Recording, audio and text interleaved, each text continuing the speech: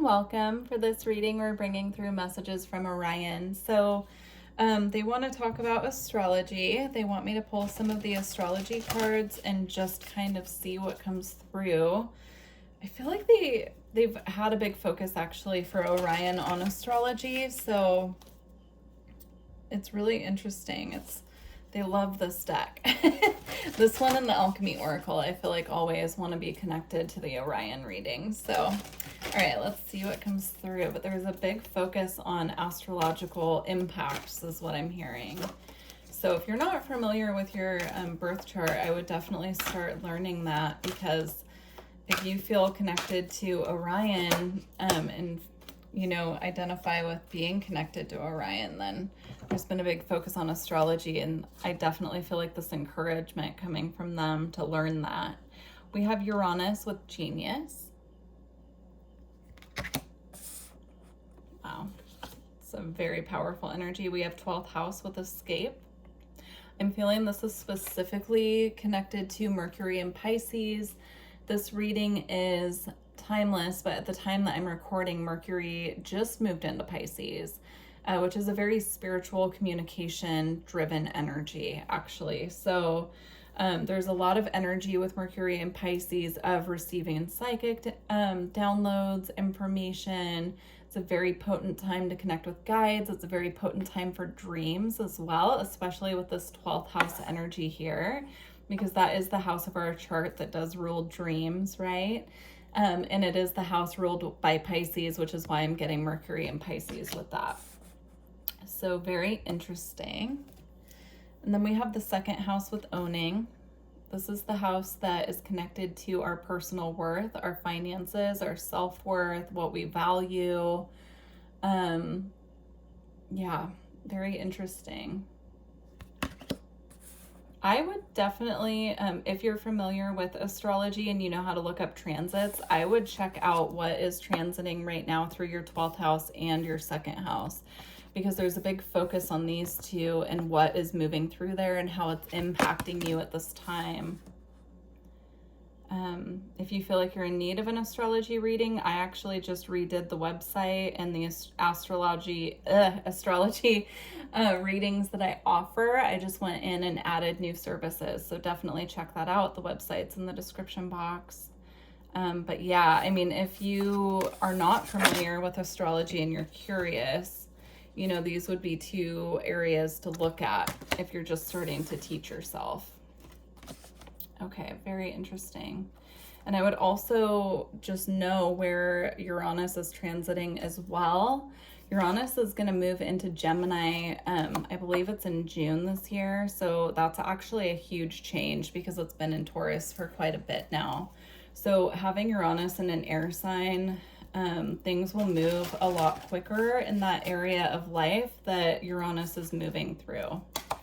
So it's really important to know these things ahead of time so that we can be prepared, because Uranus is the planet of shakeups and, kind of like, I don't want to call it chaos. It could be considered, divine chaos, but like rearranging things that need to be kind of like broken down to rebuild is how I'm getting that. It's also the energy of social media, social connection as well, I'm getting here, especially with it moving into Gemini. So I would definitely look into where Gemini is in your birth chart so that you're aware of where Uranus is going to be moving.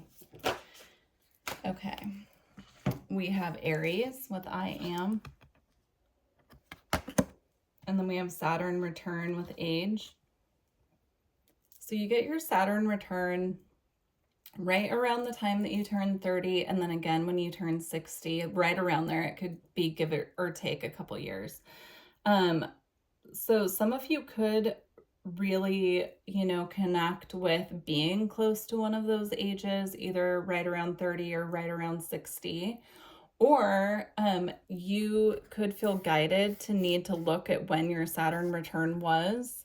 This message could be gently encouraging you to reflect and see what lessons were learned at those times of your life because there could be something coming up, and I'm getting it connected to the Uranus transit of moving into Gemini. There could be something that brings up, connected to your Saturn return and what you learned through that period. It could almost be like a revisiting of what you learned during that time. And then with Aries, I'm getting strongly a focus on the astrological new year, which happens every year when Aries season starts, which is at right about the 20th of March, is right around there. It's the spring equinox is right when Aries starts, and that begins a new astrological year. So there's a focus on that. Now, we do have an eclipse right around the astrological new year this year as well. That's right around eclipse season. So that can be a time of major changes and shifts as well. So again, these are all reasons to be very in touch with astrology and how it's impacting you according to your personal birth chart. Because these are important things to know, especially with 2025 is a big year. Every planet is moving signs.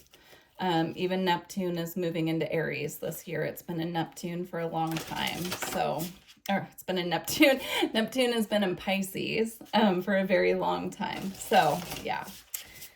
Well, Pisces is ruled by Neptune. So it's been in its own sign for a very long time. And it's moving into Aries, which is really exciting. I've actually been seeing that being a big time of a lot of psychic abilities coming online for people, new abilities coming online. Very interesting. So here we have Dream Thief, refusal of the call. Vanishing Mirror, ego, sublimation. Interesting. These are interesting energies coming out. Yeah, with the flying monkey here, I'm of course being reminded of the Wizard of Oz.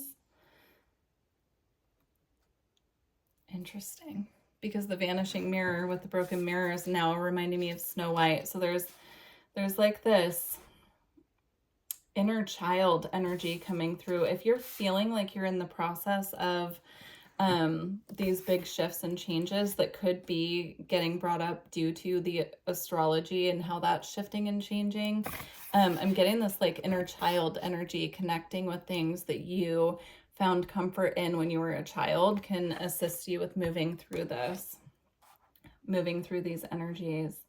And again, I'm getting the crystal ball here as confirmation on what I was saying about Neptune moving into Aries, causing a lot of activation of psychic abilities. I'm getting past life abilities, past life connection. I'm also getting, you know, a lot of dreams coming in. I'm seeing it as like this psychic energy just moving very fast and being very activating, where with Neptune and Pisces, it's been this very dreamy energy and very spiritual and connected and flowing. But I'm seeing it with like Neptune moving into Aries, it being this very quick, powerful shifts and changes when it comes to psychic abilities and psychic downloads. Very interesting. All right. We have Feast of Plenty, choices and their consequences. I'm getting a need to really nurture self at this time as we're going through these changes on the planet, just being very focused on health in whatever that means for you. That could be your mental health, it could be your physical health, it could be putting nourishing things in your body, maybe starting new supplements, whatever it is for you, whatever you are feeling called to do when it comes to that. But I feel like, you know, our choices really do have consequences, especially when it comes to our health. So making sure that we're nurturing self on a deep level, that's going to assist us with feeling grounded and capable of taking on the tasks that lie ahead of us. So we have covenant, sacred contract. This is about our contracts that we have with spirit, our connection to spirit, and what we're meant to fulfill while we're down here. Very interesting. I want to clarify that a little bit. I'm feeling like a very strong energy coming through, but as you can see, this contract is blank here, and I'm just kind of not getting a whole lot from that. So to clarify it, we have straddling worlds, wandering between realms. There's a lot going on in the unseen is what I'm getting with this. There's a lot going on with us and our spirit team when we're sleeping or in the liminal space is what I'm getting. And there's a call here to just deepen our connection to them. I do feel meditation comes up a lot in my readings, but it's been coming up very, very strongly with this new round of Starseed readings that I've been recording. There's a big focus on going within and finding stillness and connecting via meditation to our guides at this time, because it's going to assist us with, you know, deepening that connection. And also, like, if you're not able to remember your dreams, working with meditation and connecting with spirit in that way will automatically assist you to remember your dreams as well. We have the Wailing Tree with reconciliations. Again, I'm getting that fire energy of Aries season here, which is really interesting. I'm also getting an ancestral energy coming from this tree as well. Your ancestors are asking you at this time to connect with them by candlelight. I'm getting that because I keep being drawn to the candle, the flame on the candle too. Yeah, you're being asked to light a candle, call in your ancestors, and sit in meditation and receive what they want to bring through to you. But there's a message here about connecting with them through fire. And I'm getting specifically like lighting a candle in their honor and then sitting and allowing them to bring through the messages that they want to bring through for you at this time. All right, we're going to see what's being activated at this time. Let's see what comes through. What is being activated at this time for those who are resonating with this reading?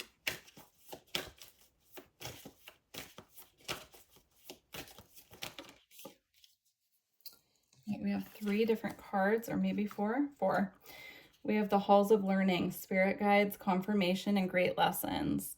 Yeah, that's confirmation of the message that just came through about sitting. I mean, you can see it's like similar colors on the cards, sitting and lighting a candle and connecting with your ancestors. There's something here that they want to teach you, that they want to guide you through, and they're asking to be called in this way to connect with you, to show you the way is what I'm getting. They're showing me lighting a candle in honor of your ancestors, or even a specific, you know, like spirit guide or something that you want to connect with, is a beautiful way to bridge the gap between the physical world and the spirit world. And then I was seeing the straddling worlds card here, wandering between realms, to bridge the gap between the realms so that they can come in and communicate with you. It's an invitation is what I'm getting. Okay, we have Orion activation, supernova, recreation, renewal, and rebirthed by light. I'm not surprised this one came out. It's beautiful. We have the Akashic records, clearing old stories, releasing past lives, and freedom. Yeah, it's really beautiful. Again, I'm getting like this past life activation coming up for a lot of us in regards to gifts that we've carried over from past lives being reactivated when Neptune moves into Aries. So I'll definitely be doing a Neptune moving into Aries reading for every sign. So keep an eye out for that one. Angelic frequency, angels are here. You are safe, potent connection. Beautiful. I'm getting very strong angelic presence with this, of course, because it's the angelic frequency. So if you do feel connected to angels, calling them in at this time to guide you and to assist you on your spiritual journey, they are just waiting for you to ask is what I'm getting with that. All right, we're going to close out with the Alchemy Oracle.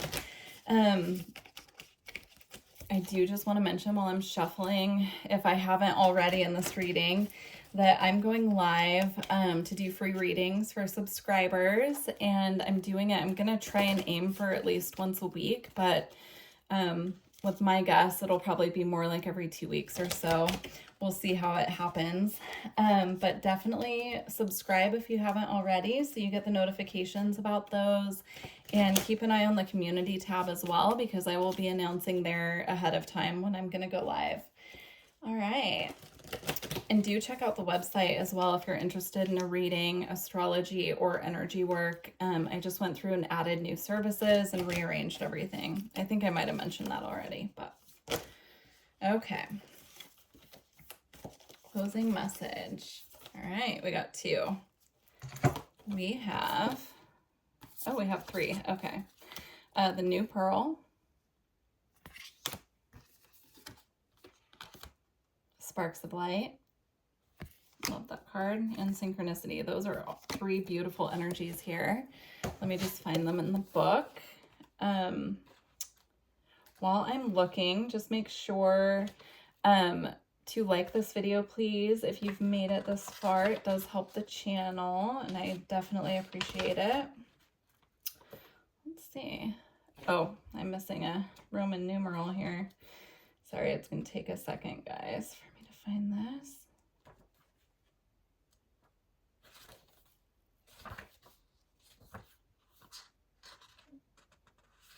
And ignore the cat sounds too. Roswell's sleeping. He is going through a growling and snoring phase when he's sleeping, when he gets really deep. It's pretty funny. Okay, the new pearl is one of the great promises of alchemy. From a single grain of sand, the pearl forms slowly but surely in the salty mouth of the oyster. The new pearl emerges as an alchemical miracle, a sight unimaginable at the outset. That said, the process is generated from irritation itself. Such is the medicine of the new pearl card. The work is underway, but the gem has not yet formed. Don't become petty or hasty, seeking a return on your efforts. Rather, turn to the patience, consistency, and humility to remedy the discomfort. Let the magic of time and salt water do its work. Relax, believe, support a fellow alchemist in finding the grit that will become their pearl. Don't worry about you right now. The entire ocean is your ally. Very beautiful. All right, we're going to do Sparks of Light. Okay. The Sparks of Light card arrives just in the nick of time, leaving a trail of celestial light to guide the way. Follow these flickers as if they are alchemical clues guiding you to an illuminated state. When this card appears, it's likely there has been a lull or a void of direction in the laboratory. Some may even say the lights have been turned off, but in the deep void of darkness, a messenger of hope arrives, flickering and shimmering with enthusiasm. You might feel the sparks of light as a childlike giddiness, the presence of magic, a vision in a dream, or a simple readiness to wake up from a long slumber. Follow the physical body, follow the tingling sensations of aliveness within you, and you will not be led astray. Vitality, clarity, and inspiration are within your reach. You are alive, you are a vital being. Appreciate this moment. One spark leads to the next. That's the energy I was getting with the inner child message about comforting yourself like you would when you were a child, finding things that feel good to you or that you enjoyed doing when you were a child. That can really assist with this process at this time when things feel a little unstable or chaotic. Okay. Synchronicity.